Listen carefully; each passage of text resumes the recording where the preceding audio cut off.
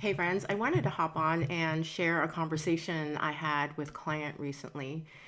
She was saying that there's nothing stressful happening in her life, but for some reason she just cannot relax. And I hear that a lot, and it's super common for high achieving women. Um, but the thing about it is that the reason why a lot of us cannot relax, it's because we have gotten into the habit of constantly being busy and doing. We become human doings, not human beings, as I like to say. And a lot of times, people, when they're asked about whether things are stressful, they're thinking about something happening in the immediate moment. Situational stress. Maybe there's a deadline, maybe there's something coming up with a family member got diagnosed, something like that.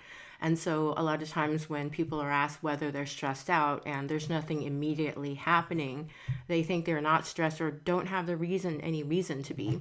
But often, when I dig a little bit deeper, we can uncover that something stressful has happened within the last 5, 10 years. I mean, by the time we get to midlife, something stressful must have happened within that period of time for most of us. And the way stress works is that sometimes it just becomes, especially when it becomes a situation that's been happening for a period of time, your new normal. And so your body starts adapting in its innate intelligence, but it doesn't know how to slow down. And because we get into the habit of doing and hustling and being in a hurry and being kind of more reactive to life than intentional and more proactive about it, we end up in this state of fight flight constantly. And that's one of the reasons why a lot of women get burnt out, because we don't realize that we've gotten into this hamster wheel of doing. And, when something is resolved, then we go to the next thing. And so we're constantly putting out fires to the point where we get used to that adrenaline and getting busy and having to do things. And so when things quiet down, we get uncomfortable. And one of the things to help you figure out whether or not this is you, somebody who's not able to relax, is to sit outside in the sunshine and do nothing for about 10 minutes and then see what happens. You might get fidgety and antsy, or you feel like, oh my goodness, I'm wasting time, I'm being lazy, or any of these things that self talk that comes out.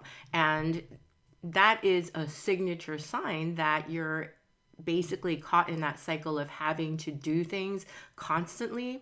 And that is a hidden cause of burnout, because it's not only what's going on situationally and environmentally, but what your mind is telling yourself. Studies have shown that the brain can't tell the difference between a thought about something happening and the reality of it happening. Meaning that if you're thinking that you're in danger, that you have to hustle and you're in a hurry, you're constantly on the go, go, go, your body thinks that you're not safe and you're in danger. And so when you sit still, your body's thinking, whoa, whoa, what are you doing? This is not normal. I feel uncomfortable with this. We have to keep moving. We have to keep accomplishing, achieving, doing, caring for somebody else, doing something, anything but sitting still.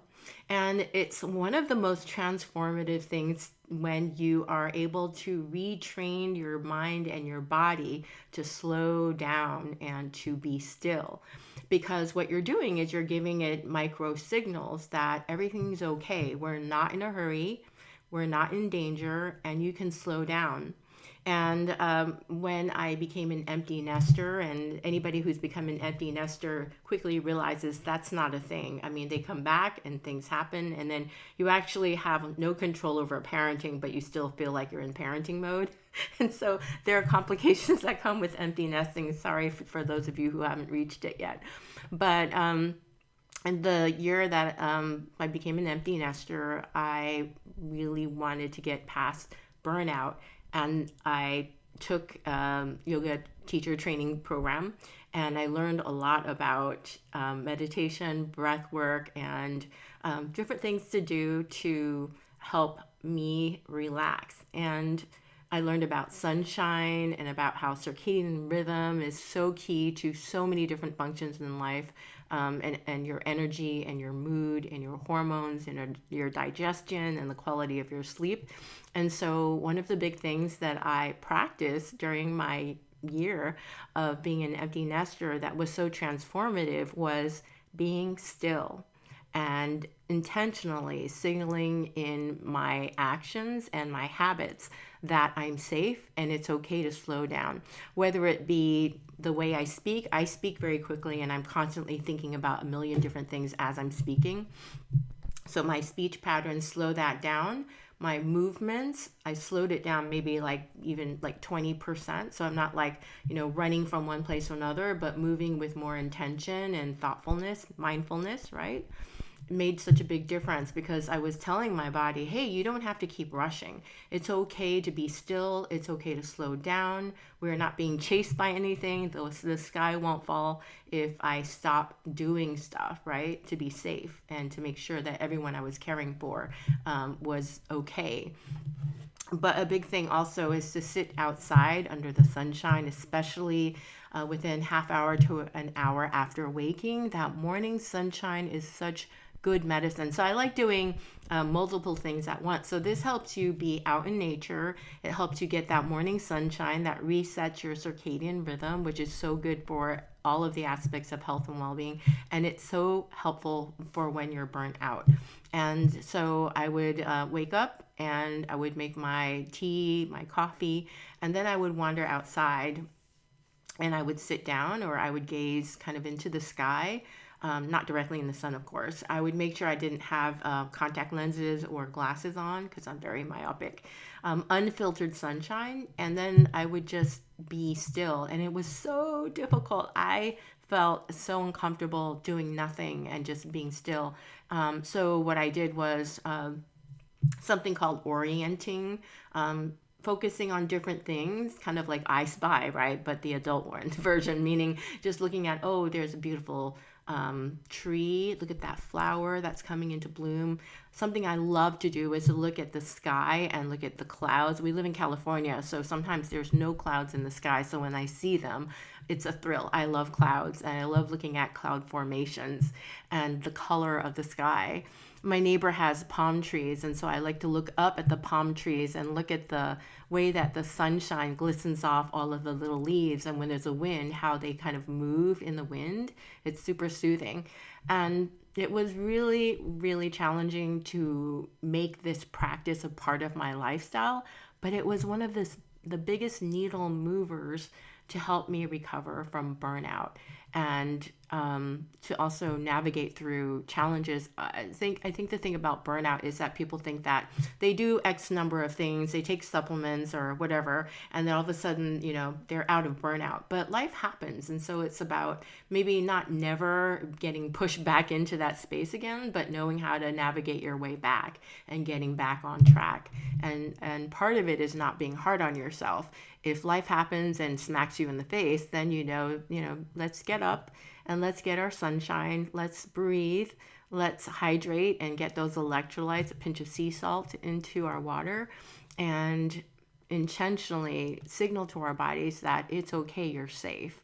And a big part of it is being still and noticing what's around you, being in nature and in the sunshine, just like our bodies were intended to primally.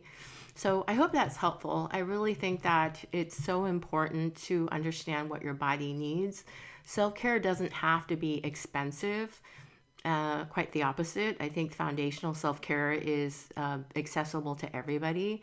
A lot of it is breathing properly. A lot of us are hunched over or we're breathing very shallowly. So it's like only on the top of our chest, not fully into our diaphragms and into our belly. So deep diaphragmatic breathing, even just noticing your breath. Like if you're not even in a place because you're so stressed out, all you can do is just stop, slow down, and notice your breathing patterns. Even that in and of itself will calm your nervous system down. So a lot of it, I guess, is taking little simple steps to demonstrate to your body, hey, everything's okay right now and we're safe.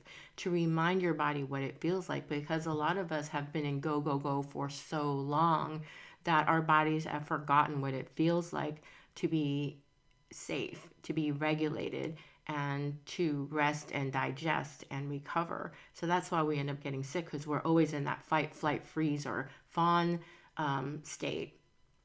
And that's why one of the reasons I really love running a hair tissue and mineral analysis, which seems like left field, but when people say that they're not burnt out, this is one of the most brilliant tests to show you not only whether or not you're in a state of burnout, but to what extent, how long, and what you can do to help yourself get back on track and recover. Because a lot of times, if we don't see it, some people just need to see it in some kind of data form that they are burnt out, and then to be able to actually understand based on the visual effects of stress on your minerals, you're able to recalibrate it back and be more committed to the steps that need to be taken to help you recover. So anyways, I hope that's helpful. If you feel like, well, I'm tired and I'm burnt out, then you don't see the stress and the go, go, go connection of burnout. Hopefully, this is helpful and gives you some insight into why you're doing all the things and you're taking your supplements and you're exercising and you're eating right, and you still feel like you're burnt out. And it's because of all this part of the mindset of being on the go, perfectionism, taking care of everybody, holding it together for everybody else. And when you put together nutritional piece, because of course, if you give yourself minerals that are balanced, they are the spark plugs to your body. You're actually complementing the mind and body connection. Your supplements, your nutrition, minerals are going to help you physiologically and then emotionally, different ways of living life and taking a pause. And those tiny habits will be the magic secret sauce that'll get you out from burnout. So if you'd like to hear more about minerals and how they spark your energy and help you get out from that state of burnout, I have a case study that I'll link below. And if you want to find out more about my foundations program, that basically talks about all the primal inputs that a burnt out body needs to be able to rebuild and get out from a state of burnout and recalibrate so that you have better energy. It's not just aging, it's not just hormones, right? It's lifestyle and mineral balancing. Then I will also include a link below for my program, Foundations to Fabulous, where you get to run your hair tissue and mineral analysis and get to see your stress blueprint and how to get yourself back to health. And it also includes the different lifestyle factors that are so necessary, but a lot of us are not getting. But these steps are the things that will help you recover from burnout. Not supplementation or medication. Those things can enhance things sometimes, but without these foundations, it's hard to get out from burnout or have even like a healthy body in general. So why not give it a try, right? Okay, if you have any questions, please post below. And until next time, I hope that life is amazing and I hope that you try some of these tips and let me know how it goes. All right, take care.